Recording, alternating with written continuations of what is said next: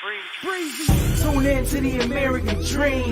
Throw the fist up one time for the team. 16 banners, let's make it 17. Breeze up, C's up, rep if you bleed green. 2J'd up, they about to make it rain. 15 players going hard in the paint. NBA fans turn centers in the same. Get smart on these boys, true fans, I'll explain. Game on the line, last shot, don't freeze. Move the ball on the court with ease. Turn your radios on and TVs. Relax, kick back, tune in to C.V.P. Game on the line, last shot, don't freeze. Move the ball on the court with ease. Turn your radios on and TVs. Relax, kick back, tune in to C.V.P. Man, my almighty my. What's going on, everybody? We're back. I'm back. My girl Keisha couldn't be here on tonight, but it's all good. We're going to hold her down right here on C Breeze. Now, listen, it's trade deadline, right? It's the deadline of the deadlines. The clock's about to strike soon. And what are we going to do? I don't know, but that's why we're here, baby. That's why we're here. Listen, make sure you go ahead and like and follow us on Facebook. Shoot the Breeze. This is a Shoot the Breeze exclusive podcast called C Breeze. So make sure you like and follow us on Facebook at Shoot the Breeze. That way you won't miss a show. Also, you can follow us on at STB Networks on Twitter. And you can also follow us on IG at STB Networks as well. You can always shoot the breeze an email. So that's the email address right there. shootthebreezepodtv@gmail.com. Look, we got a bunch of exclusive shows. My brother Donnie's doing his exclusive shows right here on this network. So make sure you go ahead and send us an email and we can get some of your ideas up out here too. You dig? And to my subscribers on YouTube, if you're not already subscribed to us on YouTube, make sure you go ahead and subscribe. Hit that thumbs up. That's the like button. Same difference. Make sure you hit the thumbs up. We truly appreciate it. And to everybody listening to us on one of their favorite podcasting networks, whether it's Spotify, Stitcher, Breaker, and you know my absolute favorite, make sure you go to anchor.fm. You dig? For all your podcasting networks. And my favorite is Apple Podcasts. It's just what it is. You know what I'm saying? Shout out to everybody that's watching us right there on Twitter and everything like that, man. I know you guys are probably looking for a Niners podcast, but I got to talk Celtics. Why? Because it's trade deadline. But make sure you go ahead and subscribe to us on Apple Podcasts. You can find us right there. Shoot the Breeze. Look, quick show. Promise won't be long for you. I got some things we want to get off our chest. We got to address a couple of things in the room with the Celtics. But as you know, the name of the show is called Hoarders.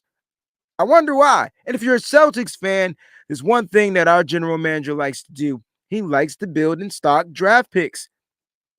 So with that being said, what are we going to do come this trade deadline? Now, before we get into the show, listen, rumors, Tristan Thompson rumors. Now, I know these are a little bit, well dated. You know what I'm saying? He's having issues in the locker room. He's not loved. All these different things. You know what I'm saying? Now, I don't know why I like Tristan Thompson.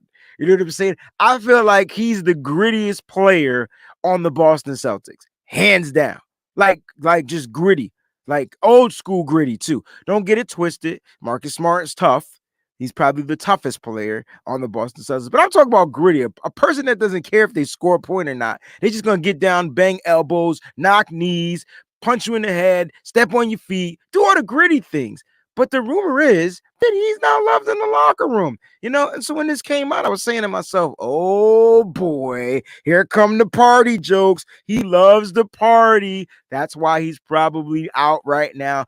Tristan Thompson is out due to the COVID regulations for the NBA, right? The COVID-19 regulations.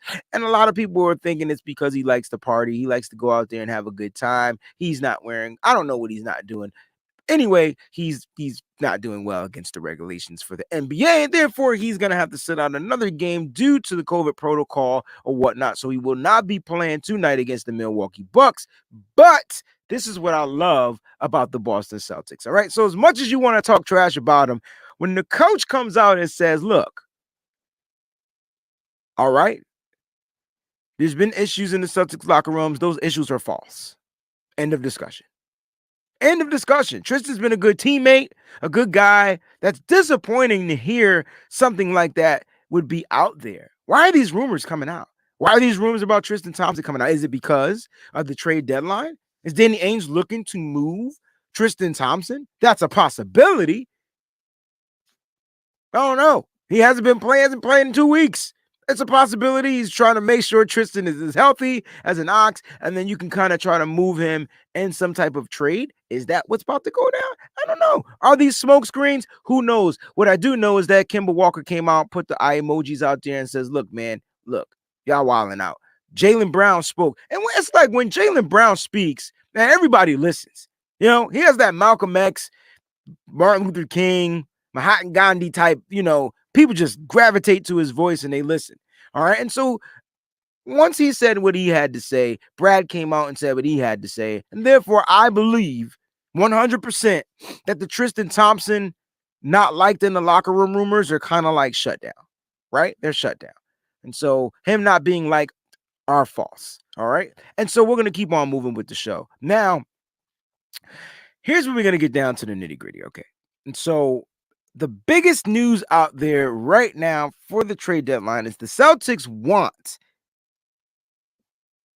Aaron Gordon from the Orlando Magic. Now, not only do they want him, Aaron Gordon wants to be traded. So he's saying he put in his trade papers. You know, you guys play 2K and you go to the general manager's office and, you go scroll over, to the buttons and then you say, demand trade. You have 2 options. You can, 3 options. You could stay on the team and rock out. You could demand a trade. You know what I'm saying? Or you can ask for other people to be traded so you could get people better on your team to, whatever. And so Aaron Gordon wants to be out of Orlando at the current moment. And so Orlando is looking to move him. Now, here's what my man Adam, he tweeted out earlier. He said, regarding Aaron Gordon, the Celtics trade rumors, not saying it won't happen, obviously, but how often has Danny Ainge traded for someone expects him to acquire? Meaning, whenever we see a person out there on the trade market, like, and we say, oh, we're going to get that guy, 49er fans should know about that too, We're going to get that guy. Oh, we're going to get that guy. Oh, we need this guy. How often does Danny Ainge makes the trade? Basically never. Lots of smoke to this rumor. It's everywhere. It's legit. But will he execute? Skeptical. Whatever. Will Danny execute on the Aaron Gordon trade? Now, you also heard trade rumors about Marcus Smart. You heard trade rumors about Jaylen Brown. Those got shut down. I believe they were trying to trade Jaylen Brown to the Atlanta Hawks for John Collins and some pieces or whatnot, and that kindly got shut down. I thought that was the dumbest rumor I've ever heard in my entire life. Like, why would you trade Jaylen Brown for a John Collins? Like, it made no sense whatsoever. And then on top of that, it was DeMarcus Smart for Aaron Gordon and Evan Fournier. And I'm saying, like, but why? But why? You have draft picks, you have, some young players that are going to be looking to develop. And if Orlando is not, if they're selling out, meaning that they're having a fire sale, except for like their really core young players, or maybe they're going to build around Vooch and have some core young players around there like Jonathan Isaac and whatnot, and Markelle Fultz will be back next season. And so you bring in, another young wing or whatnot. I can see that happening. And I believe the rumors are like, Celtics, the Orlando Magic want 2 first-round picks, and the Celtics don't want to give up that second pick, but they're willing to give up a young player, that's waiting to be developed into, a star in the NBA, which was also a first-round pick. So it's like, hey, I'll give you a first, and I'll give you our this year's first, our first too. Like, not the later first, the newer first, right? So that name would be Nesmith or whatnot, or maybe it's some of the other players on the team. But for some reason, Orlando's not budging, and Danny's not giving up 2 firsts in the future. He's just not. And that's the question. The question is, why is Danny Ainge hoarding these picks? Like, dude, all right, are you trying to say you're trying to save some of these first round picks just in case a superstar becomes available and you have the picks for that? Okay, I could get it. But the Celtics are currently like under 500, right? Aren't they like 20? They're 20-21, I believe. So they're under 500. And being under 500 going into that, being in the second half of the season, that's a little scary. Luckily the East isn't as strong, and they're probably like 8 to 9 games out of first place, which means there is a possibility, they can catch up with the Bucks or Philly, the top teams, the juggernauts of the East, but all the other teams are kind of like mediocre, not mediocre, but they're kind of like back and forth between 3, 4, 5, 6, 7, and 8. And so the Celtics are right there amongst that 3, 4, 5, 6, 7, 8 crowd. And there's a possibility that if they make this trade before the deadline, this can be a trade that can kind of get them just over a little hump. Right now, they're struggling, with creating space. They're struggling getting to the basket. They're not getting fouls called. They want, Danny says he wants a big edge guy that can shoot. Aaron Gordon, for some reason, can shoot 3-pointers all of a sudden. Ask me how I know. He did it against the Celtics the other night. And so I think this would be a great trade for the Celtics if they're able to give up. I don't mind. Me personally, just give up the 2 first round. Just give up a first and a first. Like, what's the problem? Give up a later first and an early first. What's the problem? Like, come on, Danny. And if you got to throw in a player, throw in Carson Edwards. You know what I'm saying? Like, give him a guard right now. They don't have a lot of guard help, right? They lost Fultz for the year. Give him a little Carson. Let him get his shoot on in Orlando where it's magic out there. You know what I mean? And so that's what you got. All right. And so will Danny Ainge make a trade before the trade deadline? We don't know. Like, we just don't know. We have not a clue. But it's possible. The possibility is there. It's out there. It's up in the air. All right. And so hopefully the Celtics make this move. They go ahead and get this done. And then the Celtics will be looking to play the Bucks with Aaron Gordon on the team on Friday. Right. And speaking of the Bucks, let's go ahead and talk about this preview matchup. The Boston Celtics will be playing the next couple of games in Milwaukee. Yep. They're going to be in Milwaukee. They're going to be playing the Buccaneers. Wrong. The Milwaukee Bucks. And so, they beat them the first time, right? December 23rd, they played the Bucks. They won 122-121. Now, this game, I remember that. That game was going back and forth. That was a game without Kemba Walker. That was Kemba. Kemba wasn't playing. Kemba will be playing tonight. I believe Jason Tatum is also playing tonight. He was out against the Memphis Grizzlies that they played on the other night, on Monday night, which they lost to the Grizzlies in overtime. But the whole squad will be back minus Tristan Thompson, and obviously Romeo Langford is still injured. I definitely the Celtics are the underdogs, right? They're on the road. They're playing in Milwaukee, and they're the underdogs.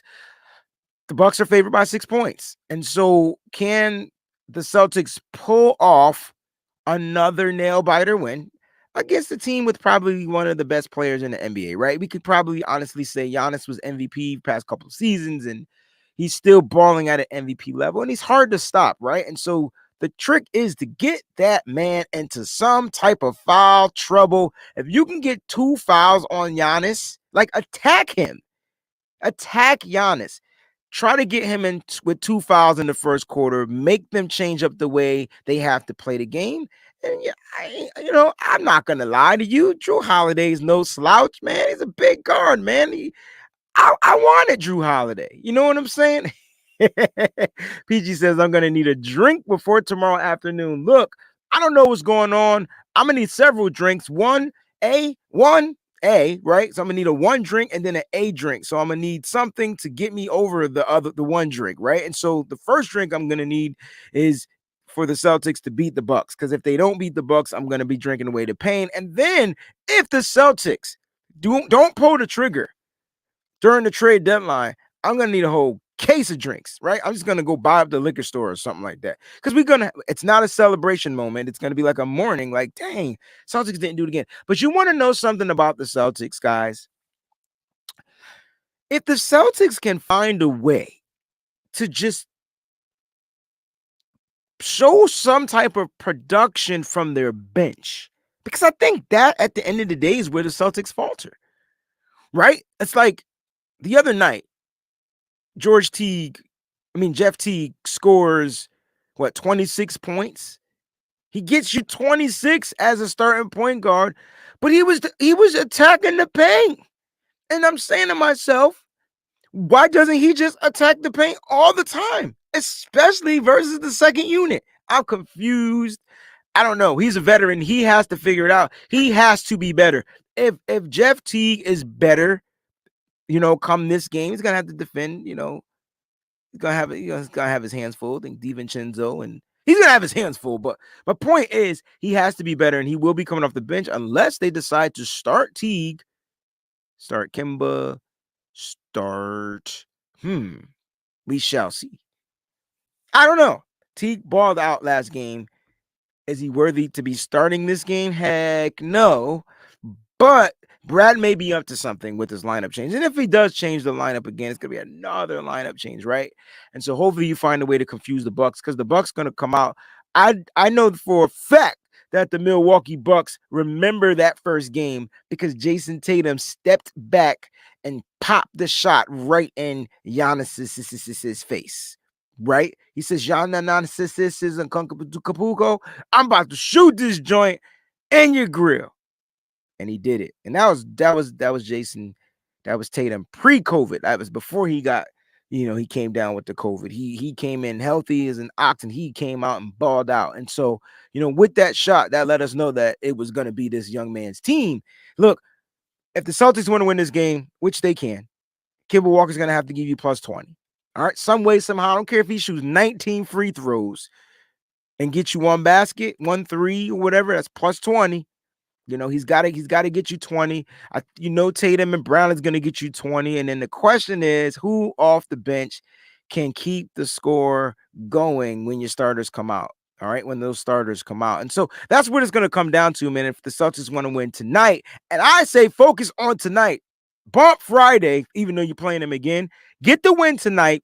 Put the pressure on the Bucks to have to try to get a win against the Celtics. If the Celtics win tonight, they go up 2-0 in the season, and they could possibly go 3-0 in the season. And that would send a nice little message, especially with all the turmoil going on in the Celtics locker room, right? No one's getting along. They have 2 different locker rooms, right? The vets are in one locker room due to the COVID regulations, and then you got the starters in it. It's crazy in Boston or wherever they're traveling to. It's just crazy being a Celtic at the moment. But hey, have no fear. Fans will be back this week, right? Next week, this week.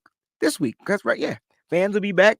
All right. And so next week, fans will be back, and that's going to be amazing. Right. And so I think once the fans come back for the Celtics, you're going to see a different type of energy played by the players for Boston. Ladies and gentlemen, Danny Ainge needs to do something. What that something is, make a trade. If Aaron Gordon wants to be a Celtic,